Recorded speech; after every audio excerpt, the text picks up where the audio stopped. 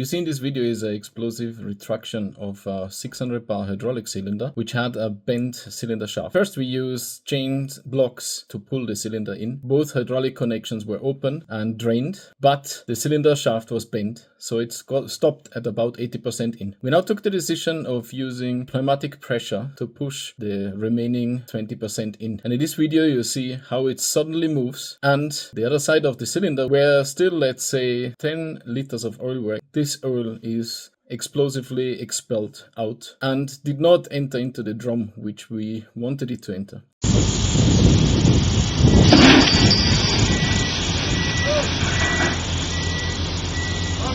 The cylinder retracted and nobody was injured, and we were able to ship the cylinder out. It was fun and a little bit scary. Don't try this at home. Now let's see it again in slow motion.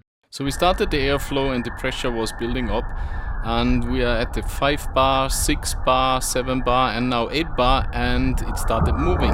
8 bar was enough to overcome the friction of the piston rod to the seal.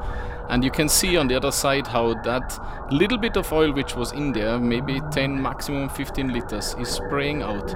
And of course the bucket we put under was just blown away by the sheer pressure and speed of the air and oil coming out.